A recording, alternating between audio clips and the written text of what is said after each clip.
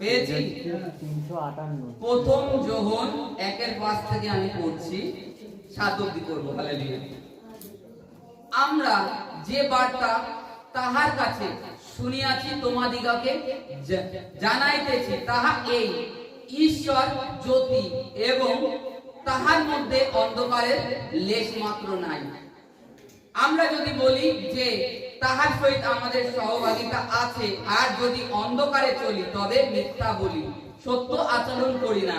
কিন্তু তিনি যেমন জ্যোতিতে আছেন, আমরাও যদি তেমনি জ্যোতিতে চলি তবে পরস্পর আমাদের সহভাগিতা আছে, এবং তাহার পুত্র যিশুর রক্ত আমাদিগকে সমস্ত পাপ হইতে শুচি করে। হালেলুয়া।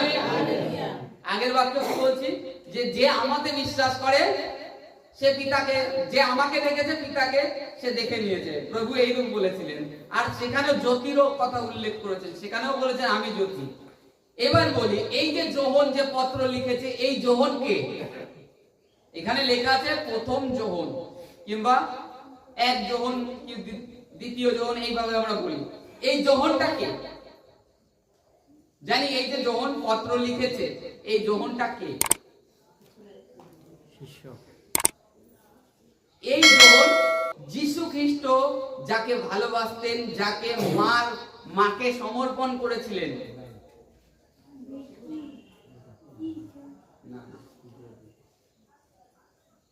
সমর্পণ করেছিলেন। এই যোহন লিখছে, আমরা যে বার্তা তাহার কাছে শুনিয়াছি তোমাদিগকে জানাইতেছি তাহা এই, ঈশ্বর জ্যোতি। কার কাছে শুনেছে? আমরা যাহার বার্তা শুনিয়াছি তাহা তোমাদেরকে জানাচ্ছি। কার কাছে শুনেছে? স্বয়ং প্রভুর কাছে শুনেছে। তাই তিনি আমাদের এই পত্রের মাধ্যমে আমাদেরকে জানাচ্ছেন যে ঈশ্বর জ্যোতি এবং তাহার মধ্যে অন্ধকারের লেশ নেই। অন্ধকারের লেশ মানে কণা। কথাই বলে ভরা দুধের বালতিতে নাকি 1 ফোঁটা চুনা ভরলে দুধ নষ্ট হয়ে যায়। তদ্রূপ তার মধ্যে অন্ধকারের লেশ নেই, এক কণা নেই। আমরা যদি বলি যে তাহার সহিত আমাদের সহভাগিতা আছে আর অন্ধকারে চলি তবে মিথ্যা বলি, সত্য বলি না। হালেলুয়া। আমরা বলি যদি তাহার সহিত আমাদের সহভাগিতা আছে, প্রভু আমাদের বাস করে কিংবা প্রভুর পবিত্র আত্মার উপস্থিতি হয়, যদি বলে থাকি, এবার আমি যদি অন্ধকারে চলি তাহলে আমার সঙ্গে প্রভুর কোনো অংশ আছে? মিথ্যা কথা, চুরি করা, নিন্দা করা, তাড়না করা, এই সমস্ত যদি করি তাহলে আমার মধ্যে প্রভুর কোনো অংশ আছে? কেন নেই? কারণ আমার মধ্যে এই সমস্ত কিছু কার্য করছে। এই কারণের জন্য আমাদের প্রভুর কোনো অংশ নেই। আমরা মিথ্যা বলছি, নিজেদেরকে ভুলাচ্ছি, কারণ শাস্ত্রের থেকে আমরা জ্ঞান প্রাপ্ত হয়েছি। শাস্ত্রের থেকে আমরা জ্ঞান প্রাপ্ত হয়েছি। ব্যবস্থা আমাদের পাপ থেকে উদ্ধার করতে পারে না। যদি পারতো তাহলে ঈশ্বরের পুত্রকে এই জগতে আসার প্রয়োজন ছিল না, কারণ অলরেডি ব্যবস্থা মসি দ্বারা দত্ত হয়েছিল। মসি দ্বারা ঈশ্বর তার ব্যবস্থা দিয়েছিল, কিন্তু ব্যবস্থার মাধ্যমে পাপটাকে খণ্ডন করতে পারেনি। তার জন্য স্বয়ং তার পুত্রকে পাঠিয়েছেন। ঈশ্বর স্বয়ং মানসিক রূপে পৃথিবীতে এসেছেন, কারণ ব্যবস্থা দ্বারা সম্পূর্ণ করা যায়নি। আর আজকে যদি বলি আমি জ্যোতিতে আছি, প্রভু আমাতে আছে, প্রভু বাস করে, আর আমি যদি মিথ্যা আচরণ করি আমার মিত্রের সঙ্গে, আমার পার্শ্ববর্তীর সঙ্গে, তাহলে কি হলো? আমার মধ্যে প্রভু নেই। এখানে এটাই বলছে, তাহার সাথে আমার সহভাগিতা আছে, আর যদি অন্ধকারে চলি তবে মিথ্যা বলি। অন্ধকারে চলি তবে কি বলি? মিথ্যা বলি, সত্য আচরণ করি না। আমি কিছুদিন আগে প্রার্থনার অঙ্কিত সাজওয়ান, দিল্লির অঙ্কিত সাজওয়ান মিনিস্ট্রির প্রার্থনা হচ্ছে, তাই এক উকিল এসছে প্রার্থনাতে, সে বাপ্তিজম নিয়েছে প্রভুতে। বাপ্তিজম নিয়ে জিজ্ঞেস করছে যে পাস্টার আমি তো উকিল, তা ওকালতি করতে গেলে মিথ্যা কথা না বললে ওকালতি হয় না, তা আমি কি করব? আমার কি করা উচিত? অঙ্কিসাজবান তাকে বললেন পবিত্র আত্মায় পরিপূর্ণ হয়ে, বলছে এই পৃথিবীতে কি একটাও সত্য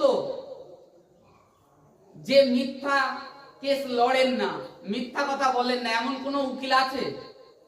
বলছে হ্যাঁ আছে, সৎ উকিল, তারা মিথ্যা কোনো কেসই নেয় না, কোনো মিথ্যা কথা বলেই না।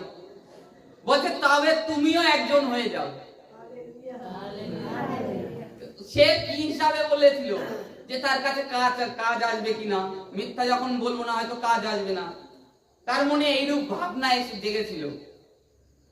কিন্তু কাজ তো দেওয়ার মালিক ঈশ্বর, তুমি কেন ভাবছো? তার উপরে সমস্ত ভার অর্পণ করো, তুমি সদ আচরণ করো, তবে দেখো তোমার সমস্ত কাজ রাস্তা খুলে যাবে। কারণ তুমি নিজেকে চতুর মনে করছো, এই কারণে তোমরা অন্ধকারে রয়েছো, অন্ধকারকে নিয়ে নাড়াচাড়া করছো। যদি মনে করো যে আমার সহিত, প্রভু বলছে আমার সহিত সহভাগিতা আছে, তাহলে মিথ্যা বলিও না, মিথ্যা ত্যাগ করো, সত্য আচরণ করো, তাহলে বলতে পারবে গর্ব সহকারে হ্যাঁ আমার মধ্যে প্রভু বাস করেন। তারপরে বলছে কিন্তু তিনি যেমন জ্যোতিতে আছেন, আমরাও যদি তেমনই জ্যোতিতে চলি, তবে পরস্পর আমাদের সহভাগিতা আছে। মানে মিথ্যা কর্ম ত্যাগ করলে পরস্পরের সহভাগিতা আছে, আমরা বলতে পারবো। তারপরে বলছে এবং তাহার পুত্র যিশুর রক্ত আমাদিগকে সমস্ত পাপ হইতে শুচি করে। কি তার পুত্র, কার? পিতা পরমেশ্বরের পুত্র প্রভু যীশু খ্রিস্ট, তার রক্ত আমাদেরকে সমস্ত পাপ, সমগ্র পাপ থেকে কি করে? শুচি, পবিত্র করে। এবার পবিত্র করেন কেন?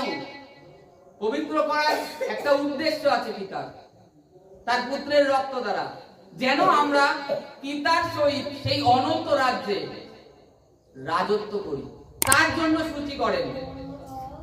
এই কারণে পিতা তার পুত্রকে এই জগতে পাঠিয়েছেন,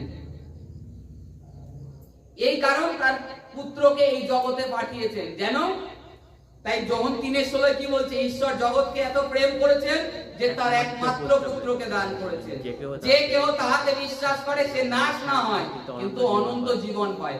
এই অনন্ত জীবন কথা কেন উল্লেখ করেছে?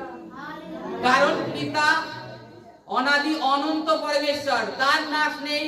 পিতা চায় তারও যে জগতের সন্তান তার সাথে রাজত্ব করুক, এই কারণে পিতা তার পুত্রকে পাঠিয়েছেন, আর তার পুত্রের রক্তের মাধ্যমে আমাদেরকে শুচি, পবিত্র করেন, আমরাও অনন্ত রাজ্যের অধিকারী হই।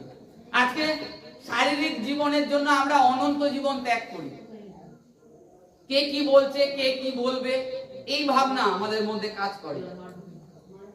এইটা জেনে নিতে হবে, এই জগতে যে বলুক এ আমার মা, এ আমার বাবা, এ আমার শাশুড়ি, কেউ কাউর নয়, একমাত্র ঈশ্বর সদাপ্রভু, তিনিই আপন, তিনিই পরম, আর তিনি ছিলেন, থাকবেন অনাদিকাল অবধি। হালেলুয়া! আমরা যেন তার জন্য